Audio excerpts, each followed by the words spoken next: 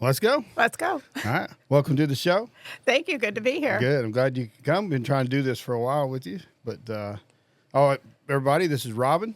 Robin. Hi, everybody. How do you pronounce your last name so I don't murder it? DeJeanette. DeJeanette. Okay. I always mess it up. So does everyone. that's right. I used to work with a guy named Nick DeJarnette. So it was okay. It means small meal, lunch in French. Small meal? Yeah, so if you ever go to France, DeJeanette, what you order for lunch. I got it. Been to France. The only thing I remember about France is it stunk. Oh. And you get pickpocketed all over the place. So You must have been in the wrong part. Paris. Paris. Been there a few times. It's bad. It's bad. Okay. All right. So when we start this, I always like to start off with a background because we're not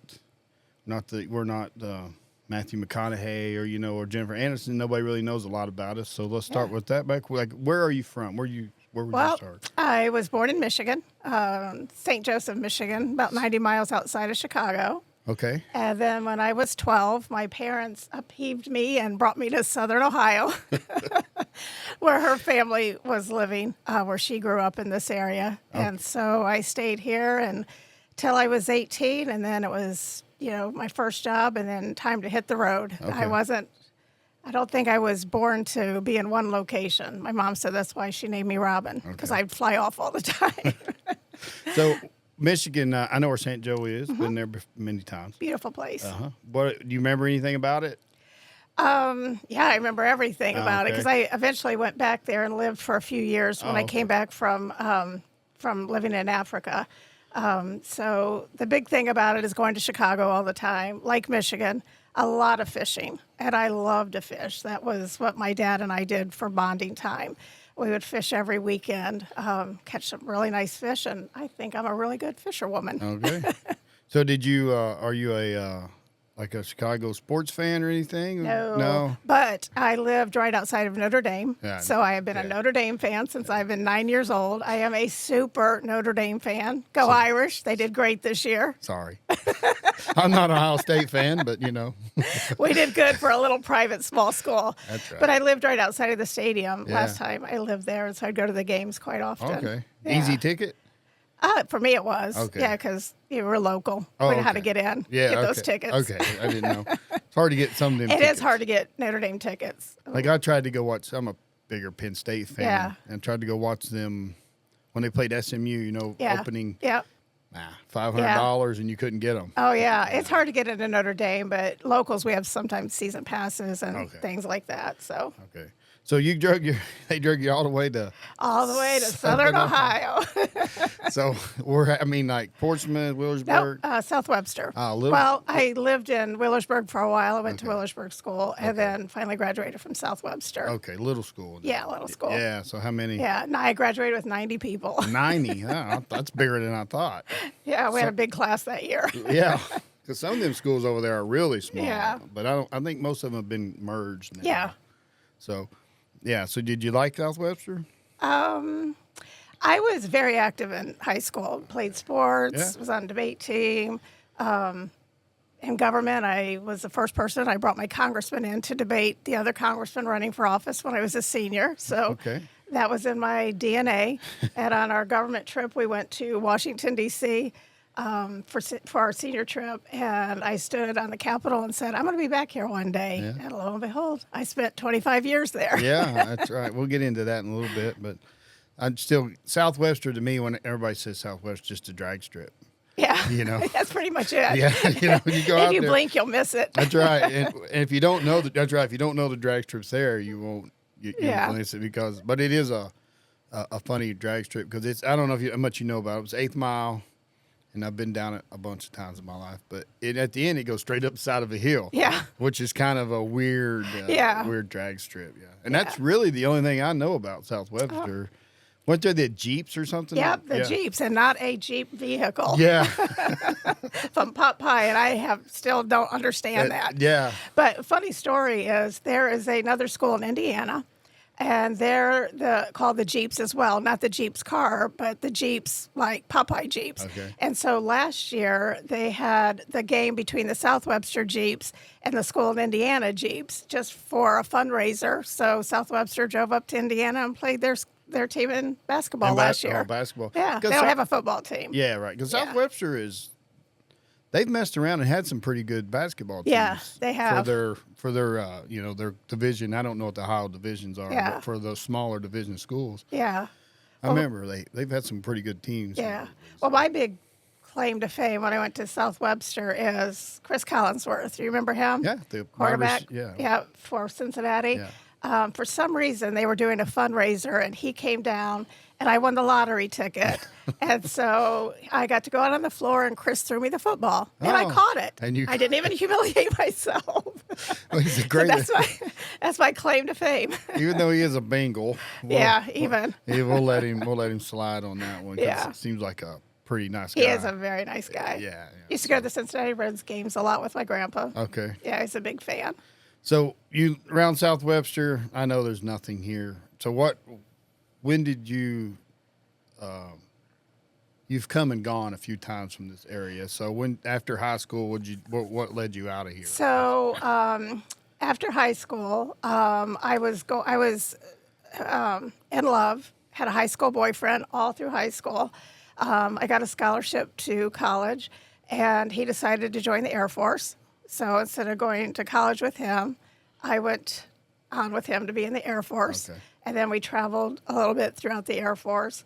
And that's when I left here. I was about 20, I think. Mm-hmm. And I haven't been back until 5 years ago. Right. So, been gone all this time. Where did you start out at in the Air Force? Lakeland Air Force Base. Okay. And then we went to Florida. I forgot the name of that base. By Cocoa Beach. Okay. You know, the famous Cocoa Beach. Ron Johns. Right. I Dream of Jeannie. Yeah. Merritt Island. Yeah. Yeah. And then I just opened my eyes and I'm like, oh my gosh, there's a world outside of St. Joe and South Webster. I kind of like this. And then I just got the bug and just wanted to travel and did that the rest of my life until now. I know you've traveled a lot. Yeah. I mean, I've traveled a lot, I think, but I think you've got me like beat a lot. Yeah. Been to 42 countries. Yeah, you got me. By a couple. Me and some guys at work, we were figuring it out. How much time we've worked out of the country, like how much of our time we've been out. And I was like 17 months, like out of the country. And that's a lot, but I know you're up there. But we was thinking like, man, that's 17 months of our life was been living in Europe. Yeah. It's awesome, though. It is. The very first time I went out of the country, it was to Germany. My husband was stationed in Germany. And I couldn't wait to get off the plane and go see my first castle. Yeah. And then that was just life-changing for me. I couldn't comprehend the difference between living in South Webster to a world out there. Yeah. Like the culture, the food, the people. And I just kind of never looked back. Mm-hmm. Yeah, because I'm like when I went over there to Spain the first time, I can't think when it was, 07 maybe. We spent like 4 months there, and it was like, but I love the Spain, not a big castle country, right? Yeah, you don't have a lot of castles. No. They had a lot of old stuff, and it was pretty. But then when we went I think it was 2018, I went to Belgium. Ended up being there like 5 months, and that's when I started being like, man, this is pretty cool. Yeah. They are castle people. Then you're right around the road from Germany. The Rhine. Yeah, but one thing I did, I seen so many churches. I'm about tired of seeing them. The churches are big and they're beautiful. But, they are. But it's just like every town's got one. Exactly. Or 5. Or 5, yeah. And you're just like, there's another church. And there's the one in Antwerp is beautiful. Yeah, it is. The spire. And the one in Cologne, Germany. Yeah. Those 2 churches are like, I didn't mind seeing those. But all the other ones, I'm just like, oh, okay. All right. You've seen one. Yeah. You've seen them all. You've seen one. You've seen them all. That's right. Well, I have a funny story about Spain. So I took my daughter on a trip there, and it was after 9/11. And in the tour, we went to this place called Toledo. It's where they made the famous swords for hundreds of years. It's the most famous place in the world that makes these types of swords. And so for a souvenir, we bought a couple to bring back. Mind you, it's 9/11, right after 9/11. Yeah, right. And here we are carrying 2 large sabers. Of course, we were checked multiple times at every checkpoint, but I didn't think about it. Yeah. Yeah. Because we had a guy, when we went to London, the big Ferris wheel, right? Yeah. We had a guy, they search you like crazy. Yeah. And he had a pocket knife. He had got it through American security. He had got it through everywhere, and here he was in England, this pocket knife, and they're about to, like, string him up. Yep. You'd have just thought he'd assaulted the queen or something. It's just like, give me a break. So when you, I know you worked overseas a lot, yeah. So I don't want to jump too far ahead, but like you start out in Germany, and then was you just following your husband around Europe, or? Yep, I was following him around. Well, he was just stationed in Germany. I traveled a lot while he was stationed in Germany because it's just train ride to Paris or wherever. So that's kind of where I started traveling. I didn't have my career at that time until he got out of the military. And then I started my career, which was my political career. Yeah. And I did that for 25 years, which led me to private sector procurement. And that's how I ended up traveling outside of the country quite a bit, representing U.S. companies. Okay. So while you were country hopping. Yeah. I call it country hopping. Because you're right. You're right. It's easy because I could get on a train. Yeah. Even out of England, it's easy because they have the ferry, they have the car train, they have the fast trains, they have everything. It's easy. You can get anywhere. You can. And the culture changes like that. It does. You can just go from Antwerp to Brussels, and it's a different world. Yeah. It's a different language in the same country.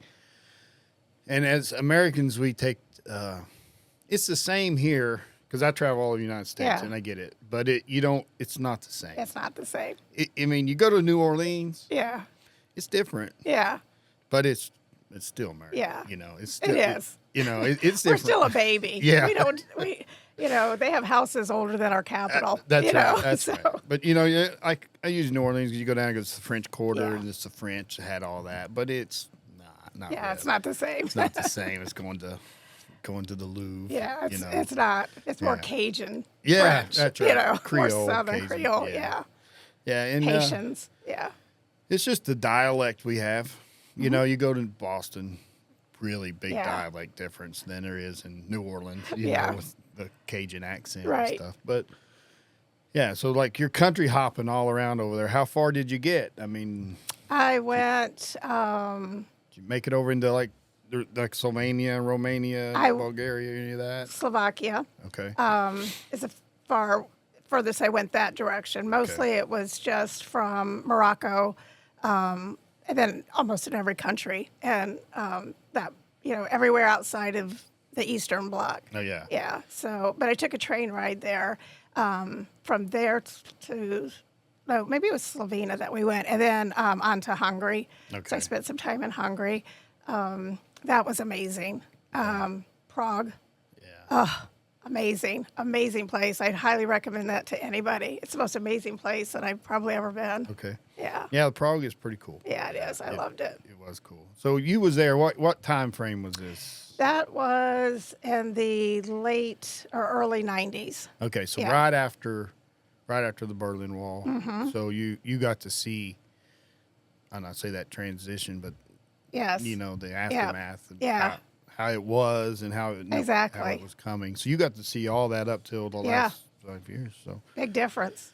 Yeah. So changed the world. Changed the world, when that wall went down and the Soviet Union collapsed. But so the political career. Mm-hmm. So tell me about that. I don't really know a lot about that. I just know you did it. Yeah. Well, I started off as a lobbyist for causes that I believed in Virginia. Okay. And then just kept growing from there. I started my own political action committee because it took about 10 years to pass one piece of legislation that I felt was very important. I said, this is ridiculous. I can't spend 10 years on every piece of legislation.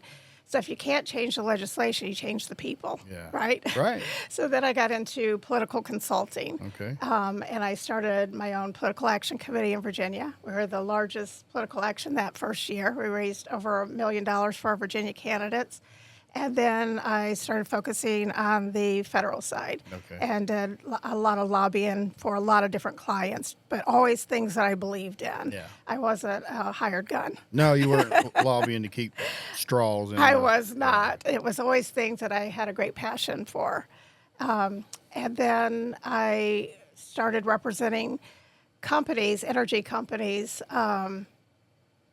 looking for government contracts, procurement, And then that just led me to the private sector, and I started representing those companies all over the world. All right, so let's talk about your world travels, because I really like that. That part of it. Well, first, in Virginia, you said it took you the causes you believed in, you were working on that, right? That was in Virginia. That was all in Virginia. So, if you want to share, what are, I don't like to get too political, I'm a pretty apolitical guy. So, but what are some of those causes that mine was all family related issue, anything that affected my family. If it was education or the parents' rights, I didn't want somebody else to have the right to do with my child as they see fit. I felt like parents have that right.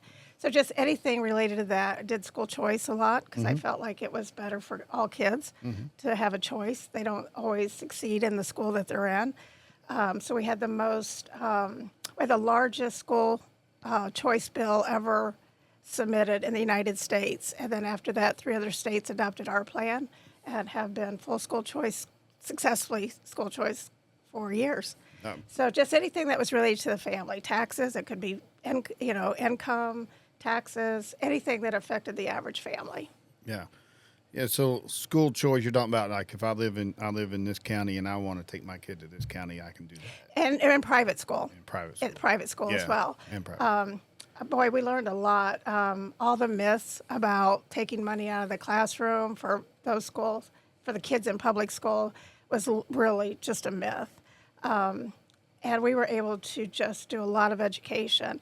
And the funny thing is that those who opposed our bill were all the legislators that had their kids in private school. Oh, okay. So it was a little two-sided there. Yeah, imagine that. But, those kids strived when they, not every inner city school can meet the needs of every child. And sometimes a small private school is exactly what they needed.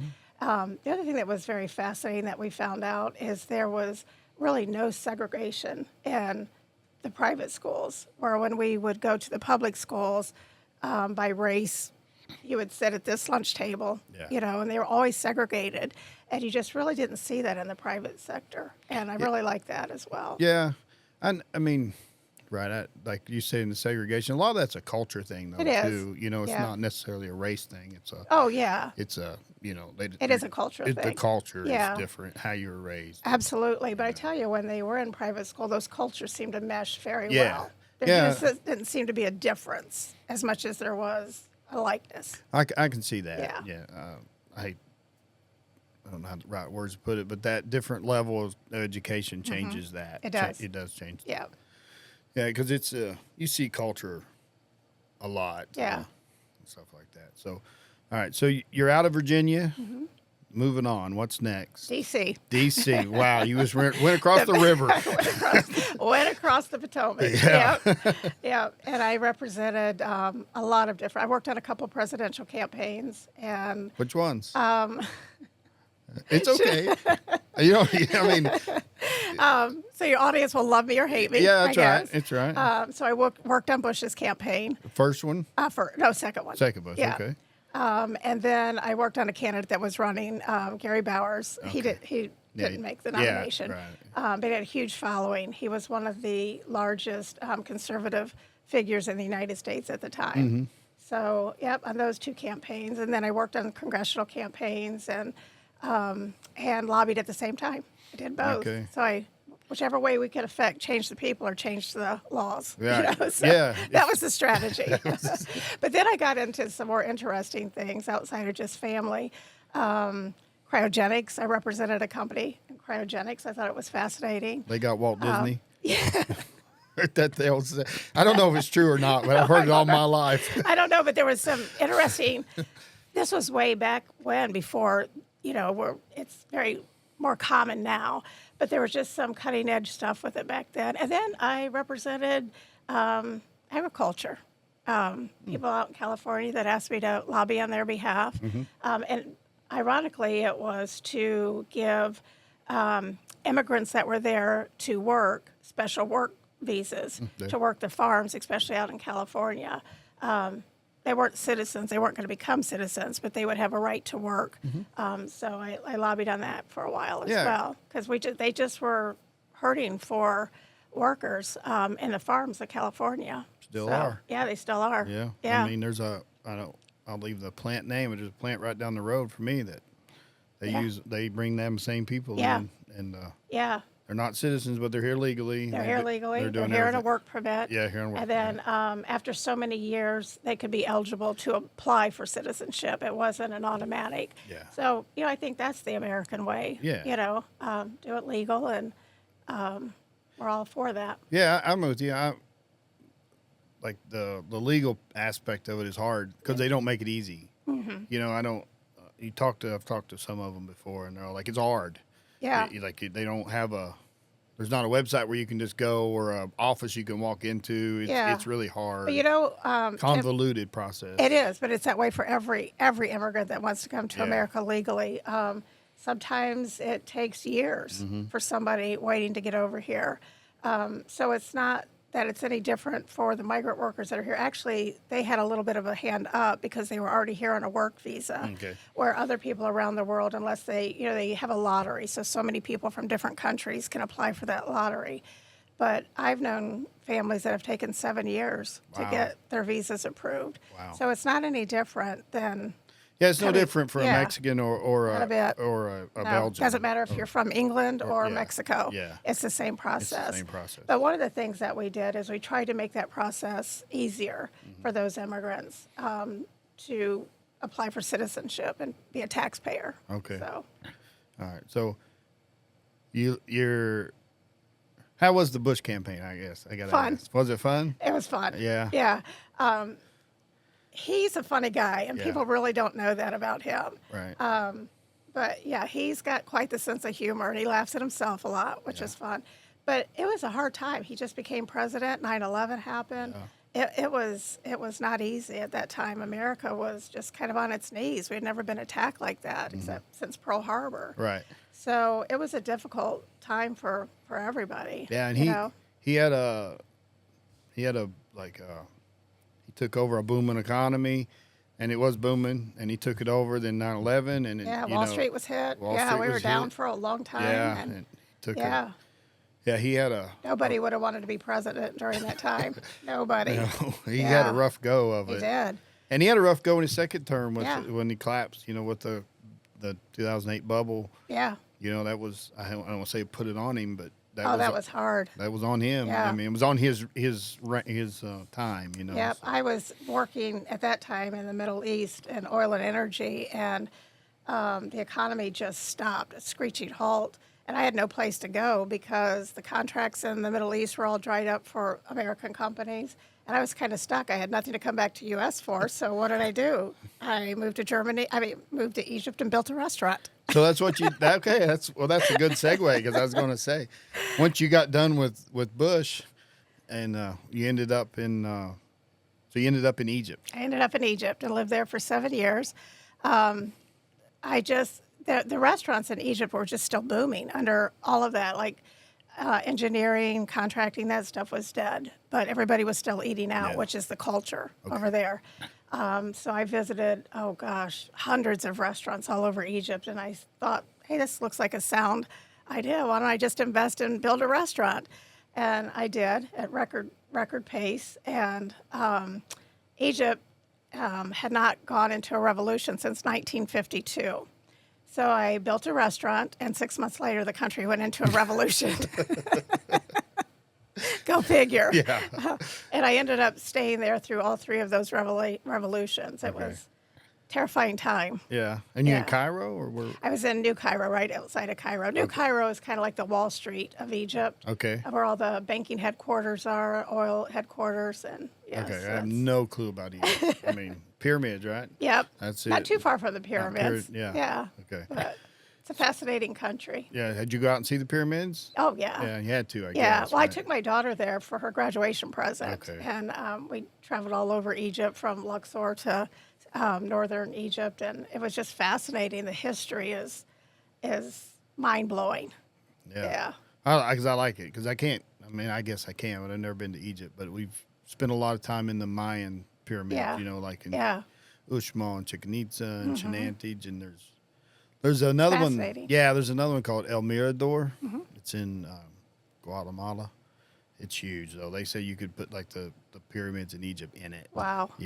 I really want to go see that. Oh, yeah. Yeah, it'd be awesome to see. But, yeah, it's fascinating. Again, it's just, it opens your eyes to, wow, yeah. there's a whole other world out there. No, what do you mean? What's wrong with South Shore? I mean, Not a thing. Oh, yeah. There's a lot wrong with South Shore. No. So, tell me about Cairo or New Cairo. I mean, I lived there for 7 years. all right. I still worked for a lot of clients during that time. And then when I saw it was going to be years before those contracts came open again, and I was working on a huge contract during 2009. It was huge. We were, a client in America was building a manufacturing plant in Saudi Arabia. And it just all came crashing down in 2009. But I did still represent a lot of clients. And then when that kind of dried up, I built a restaurant and everything was going amazing. Yeah. I was really into the culture at that time because I had been there for a few years.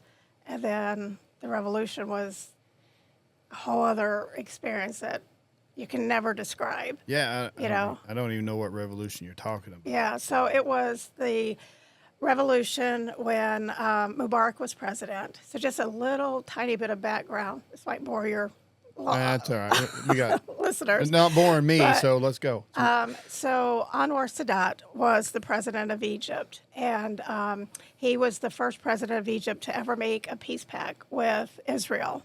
And so the Muslim Brotherhood originated in Egypt, and they were the ones that assassinated Anwar Sadat and shot Mubarak, his general in the army.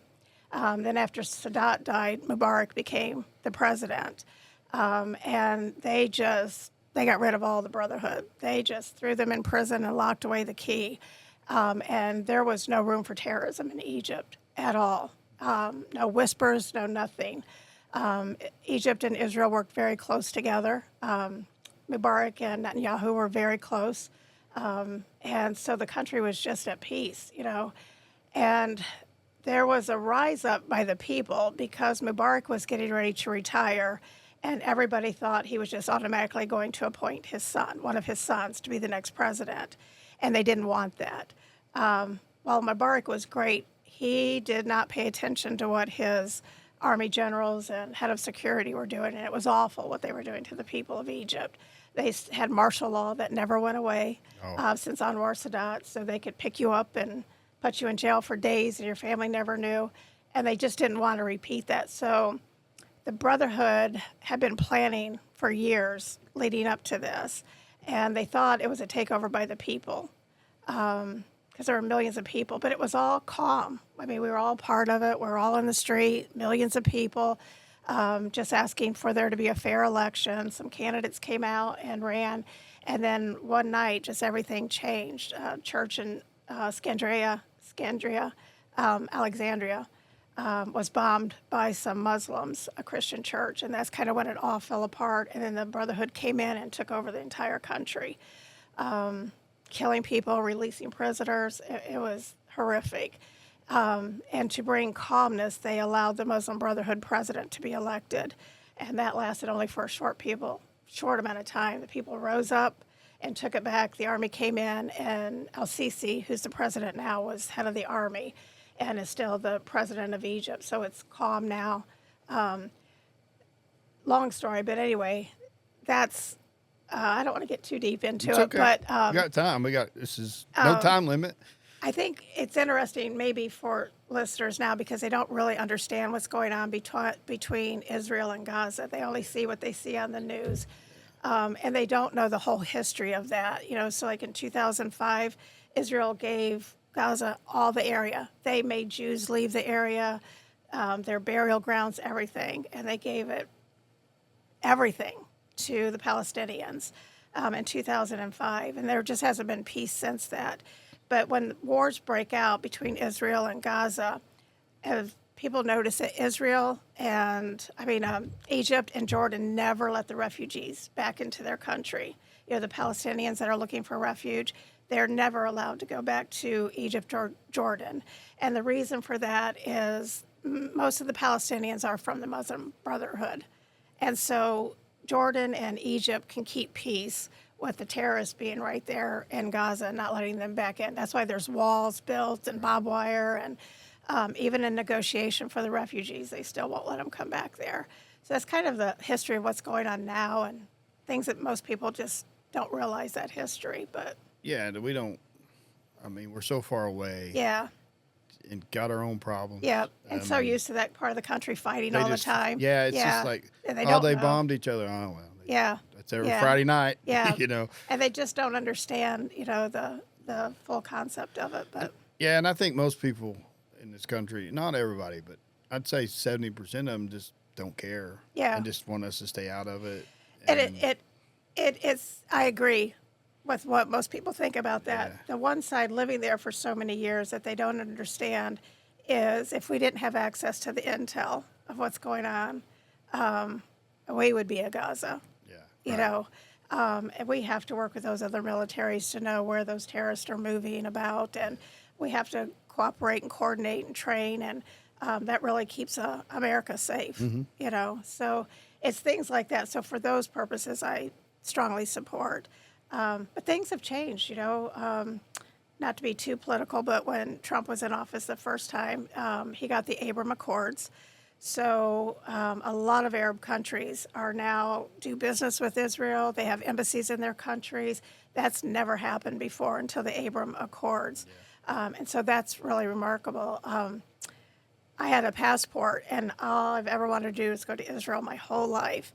And I couldn't because I couldn't get an Israeli stamp on my passport, or I couldn't have done business for my clients all over the Middle East. I would not have been allowed into the countries. Oh, okay. So, but that's no longer the case. Yeah. You can go freely. You can have an Israeli passport and travel to Dubai or Saudi Arabia or any place. Okay. Yeah, it's kind of cool. Yeah. Wow, I didn't know that. So that is cool. So your restaurant in Cairo? Yeah. Yeah. Like, what was it? It was a fusion between Middle Eastern and French, and just a little bit of American. We had some steak from Australia.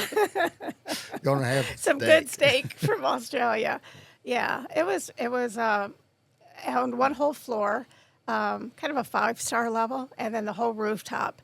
And everybody likes to be outside in Egypt. You don't eat until 9 o'clock at night, so you see the stars and all the rooftop, watch soccer, like smoke Spain. shisha. Yeah. Spain, same way. Because it's too hot during the day. Yeah. I couldn't believe it when I got there, and I'm like, where is everybody? Yeah. Then at 9 o'clock, all the restaurants opened. And yeah, It exactly. was like, they sleep in the afternoon because it's just too hot. Yeah, I dig it. I was like, I dig it.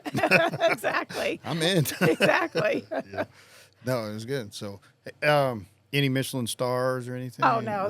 They really don't do things like that over there.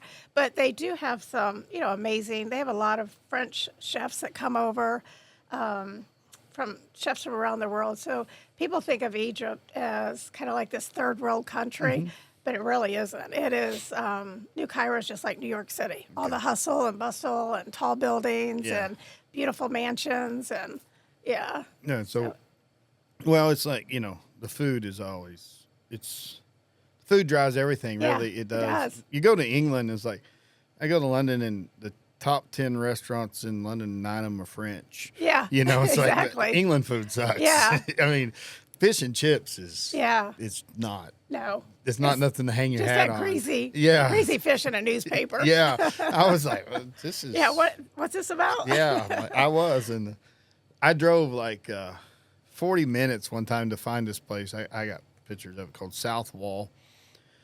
And me and Dave Armstrong drove up there. And it was like the best fish and chips we had because they cooked it in beef tallow. Oh, yeah. It was like, Yeah, so it was like a little beef. Kennedy would like that. Yeah. RFK would like that. Yeah.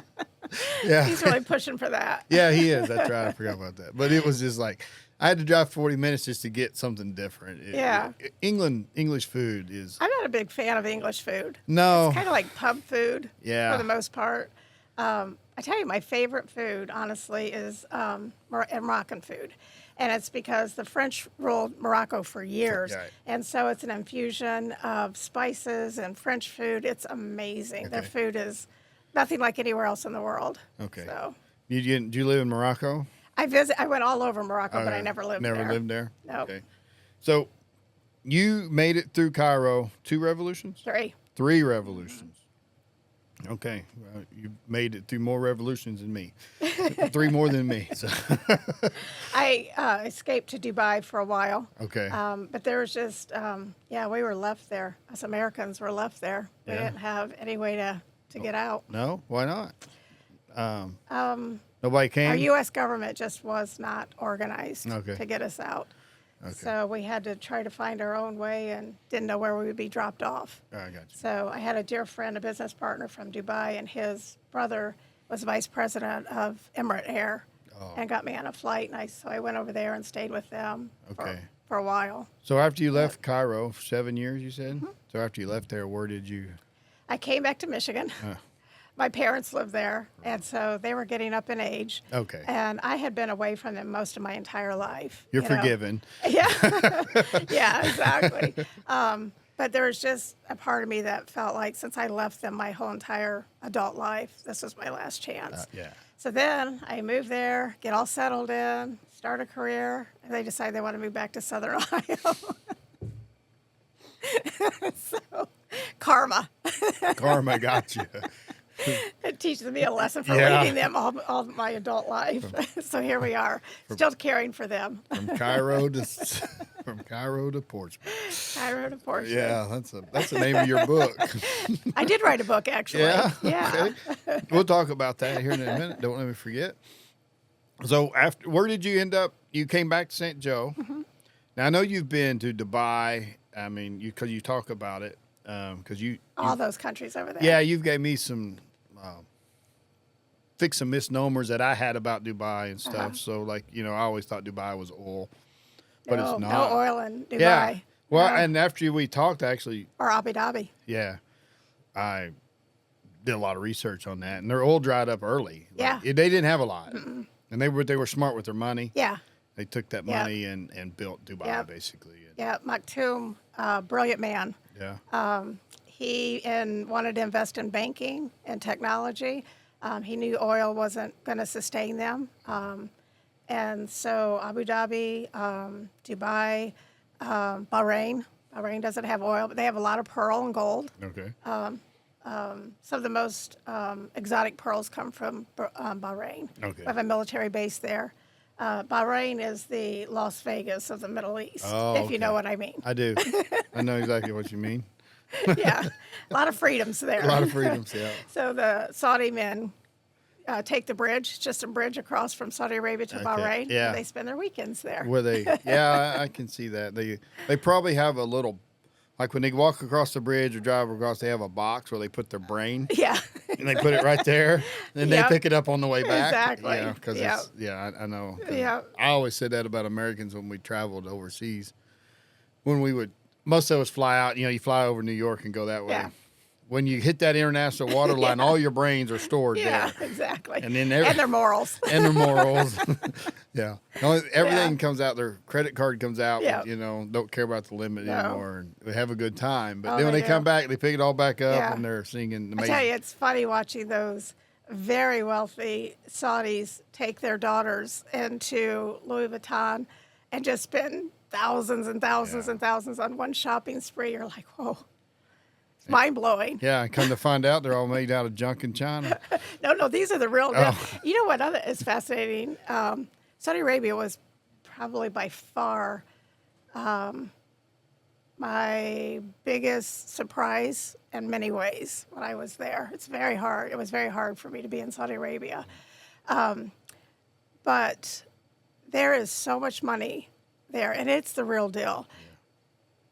Everybody has the somewhat misconception that women are very mistreated in Saudi Arabia. In many ways, it's just the opposite. So I had the privilege of one of my business partners from Saudi Arabia took me to his family's home, big family. So I got to just spend a lot of time with all of his uncles and sisters and the wife, and they just had a big festival for me when I got there. It was amazing, big old mansion. And so I got a lot of time just talking to the women there. And boy, they rule the men. Oh, okay. They really do. But they have these beautiful malls, and men are not allowed in these malls unless they're with their wife. So, like, no single man can go shopping in these big, beautiful malls. It's just wild like that. Starbucks, it's women and men, but if a man wants to go on the women's side of the Starbucks, he has to have permission or he has to be with his wife or his sister. It's just really, it was just shocking to me that it was like that because I was over there and I remember the very first time I went, I was traveling with my 2 companion guides, bodyguards, whatever you want to call it. And one was from India, one was from Pakistan.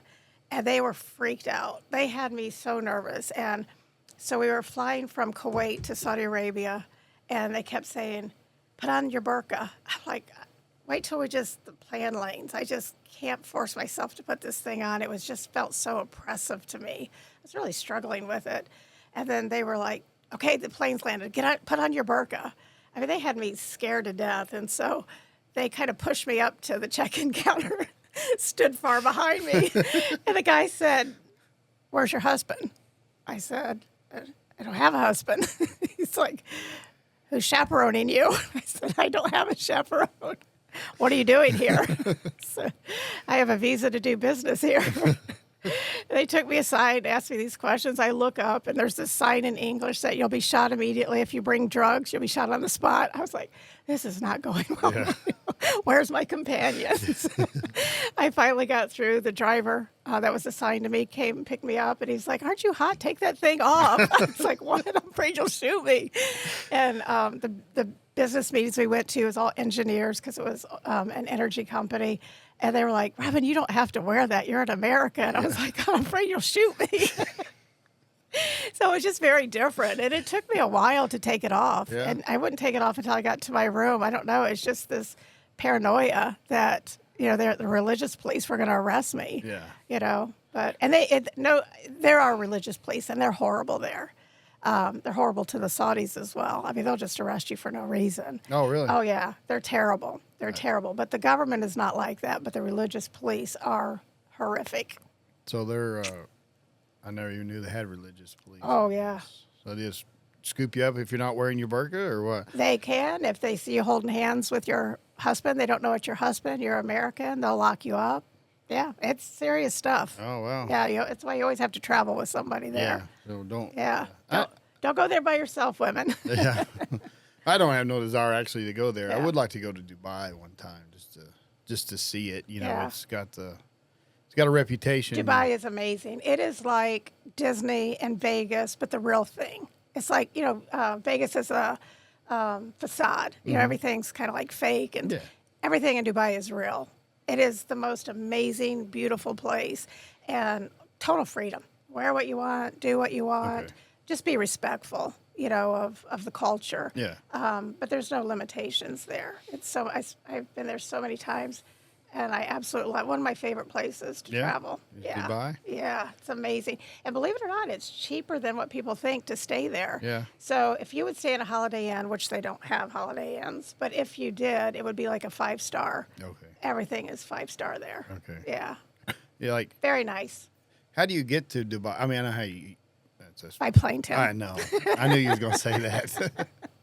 But, one of those things you fly. Yeah. Well known, but yeah. I mean, do you end up? I mean, is it a long flight? Is it like? It's 10 hours from New York. From New York, about 10 hours. Okay, so it's not bad. It's usually a direct flight. Okay. If you're American, you don't need a visa. No. Just show them your passport. Go on in. Yep. Yeah. No. Yeah. You're treated very well as an American. Okay. Actually, in Egypt, if you're American, you're treated like royalty. Yeah. Yeah. I'd like to go to Cairo. Yeah. It's amazing.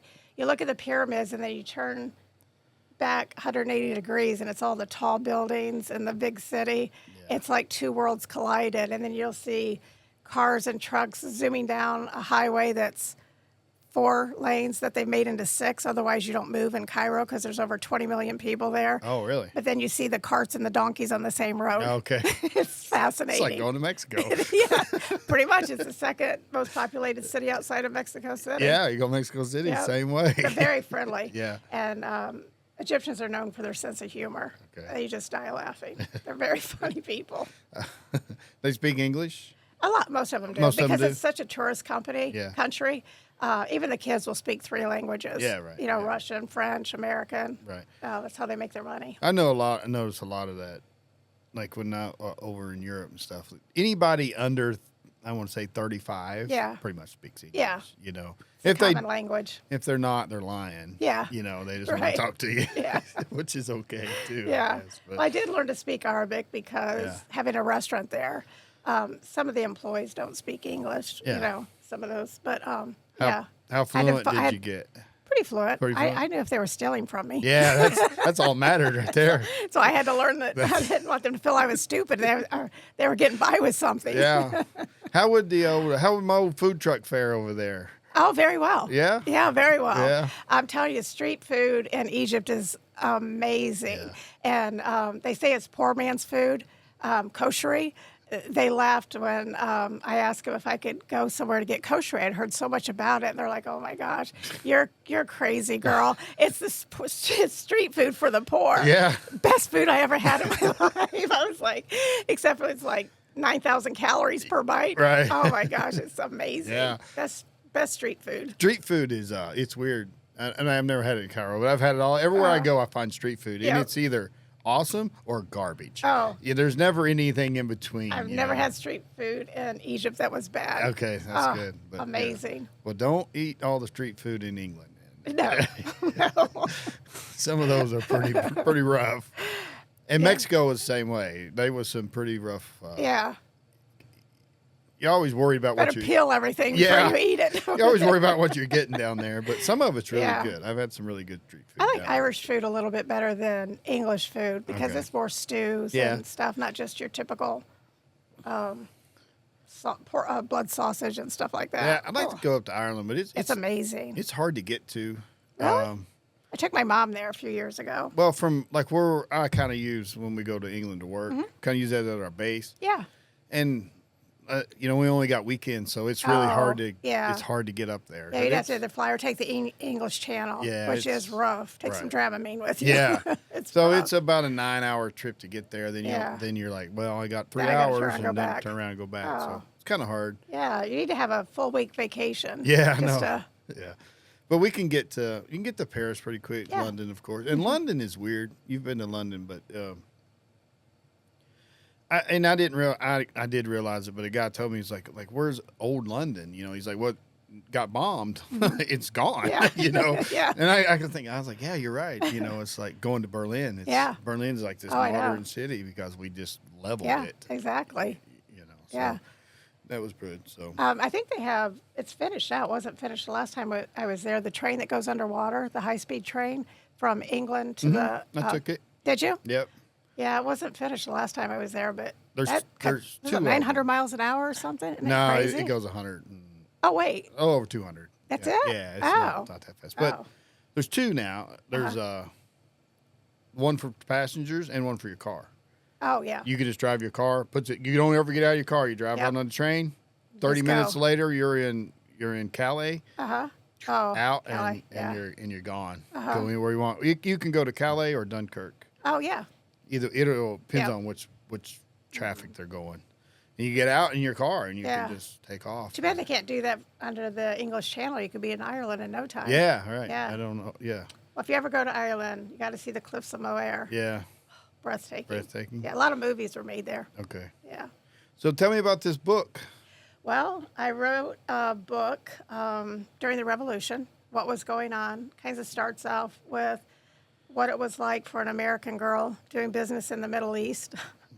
Had some really funny stories about that and kind of how my life changed and all that. The restaurant, talked about building that, and then the revolution, and really talked in great detail about what was going on. I had to stop writing it because it was just too dangerous. I was afraid they were going to get a hold of my tapes or my writings when the Brotherhood took over, because I wrote a lot about them. Okay. So I had to kind of hide all of that. And they had Secret Service watch me quite a bit. I always had a black van outside my house, which was always scary. And then on my passport, it has Jewish, so they knew I was Jewish. And so that was big danger. I always got followed when Mubarak was there, but it was more for a safety reason, because it's really bad business if an American gets kidnapped or anything in Egypt, because they're a tourism country. country. So they do that a lot with Americans that live there. Yeah, so it was all about that. Did you ever finish it? I did not finish it. Because the revolution kept going on, and then I kept writing, and then when I got back here, I really had severe PTSD, and I had to mentally just shut down. It took me a while to get through that. Yeah. You know, any gunshot, I would just, we had gunfire wasn't by the bedroom windows, and a lot of hiding behind closets, and so it was traumatic. Yeah. Well, I mean, if you ever get the chance, you ought to, if you ever can, mentally go back and revisit it. I read it not too long ago. I reread it, and it just took a while because when it was just too soon to remember all of that. But it wasn't that long ago. Like, I don't know, a few months ago, I picked it up and read it again, thinking maybe I need an ending to this. I don't think my story's ended yet. No. I think there's still a chance that I'm going to head back over there. Okay. Yeah. Back to Cairo? No, Israel. Or Israel? Yeah. Okay. And I want to kind of finish the story there. Okay. Yeah. Well, you ought to, please finish. I mean, that'd be a cool story. It's I had a ghostwriter, dear friend of mine. He's published a lot of books, one of the best writers I've ever met in my life. And he just had an incredible way of putting my words and thoughts on paper. So, I couldn't put it down. And everybody that I've let read it is just like, oh my gosh, I can't even put this book down. Yeah. So I did send it out to a couple of publishers in the beginning, but they wanted me to change the narrative. And it was really my story. I didn't want to change the narrative just to sell a book. But you don't need one now. And it was the story of what happened. They weren't there like I was. Yeah, you don't need a publisher now. No, no, you don't. You don't. No. I don't want to say they're dying, but they still do. Self-publishes thing. They do good things for people. I'm sure. But you could just. Yeah, exactly. Like my dad's an author, and he just, you buy the book and they print it and send it to you. Oh, exactly. Yeah, right off Amazon. It's. That's deal. my ultimate goal, is to finish the story in Israel. Yeah, okay. And then I'll be done with the book. Well, you got to get out of South Webster. Again. It's been 5 years. I've got the itch. Yeah. I'm ready to go. Yeah. It's the longest I've been in one place. Well, I mean, you moved to Virginia for what, a month? No, I lived in Virginia for a long time. No, here recently. Oh, yeah. When you I had your leg I had my surgery. Yeah. Yep. I was there 4 months. 4 months. Yep. Okay. So Yep. you broke it up. Yeah, I did a lot of damage, but my last surgery, recovered, went to Virginia for 4 months. Just some memories. Yeah. How is the leg? Good. I have an artificial knee, and I'm getting around everywhere. All right, good. 'Cause it was pretty gruesome. It was pretty nasty. Yeah, five surgeries later, I'm good. All right. So back on the horse. So if you was going to tell somebody that was wanting to travel, where would you tell them to go? Like, if you had let's put it like this: I've got this much money, I can go one time in my life. I will never leave this country again. Where are you sending? Where would I?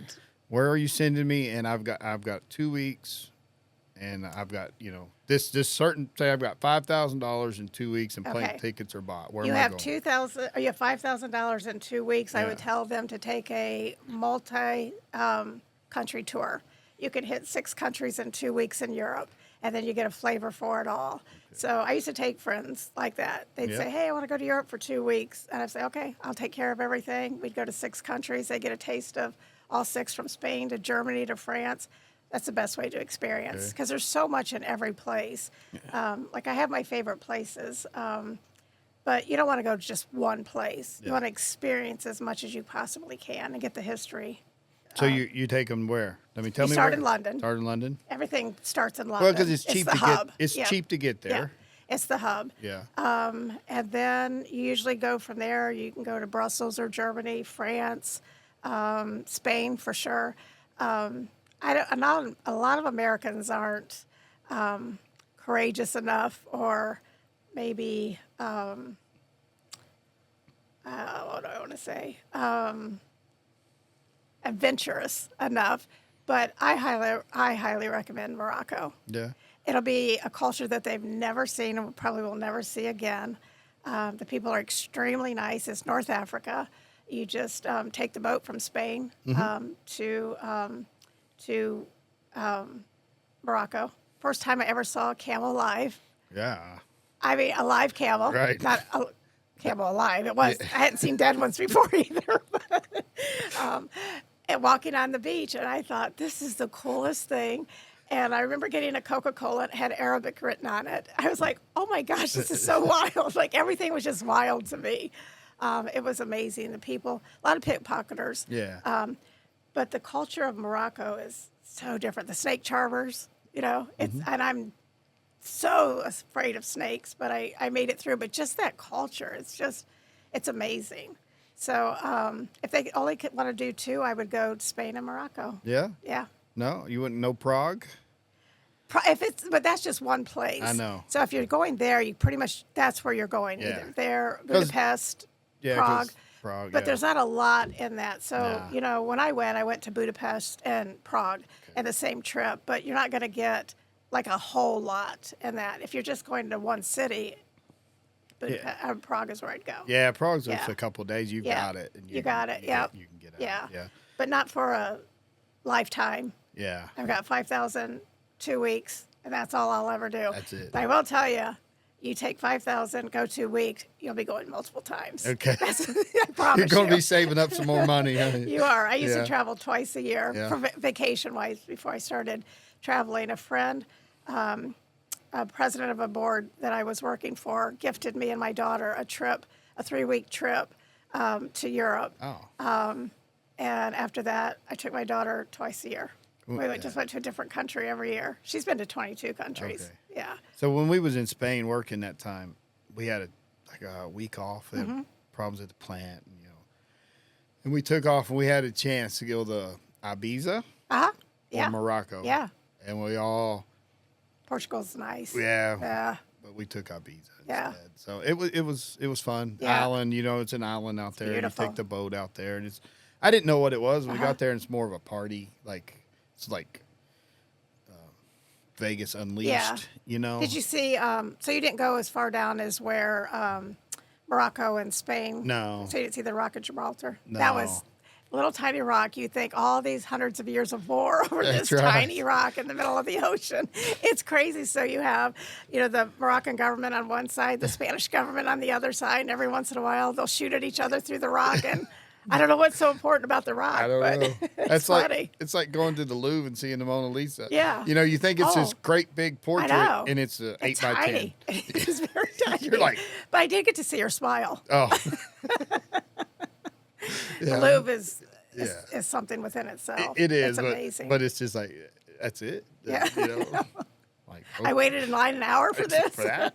I should just looked at it on Google and went back to the Eiffel Tower. Yeah. See if I get scammed by 3-card Monty anymore. That's all they do there. Is that stupid game. Okay. Yeah. All right, Robin. Well, we've killed an hour. All right. Well, it's fun. That's about what I like to go, and I appreciate you coming over. And I enjoyed it, and I know the subscriber base will grow because of you, and the ones I have they will enjoy it too. Good. So, thank you. Awesome. Well, thank you for having me. Uh-huh. Bye-bye. Bye.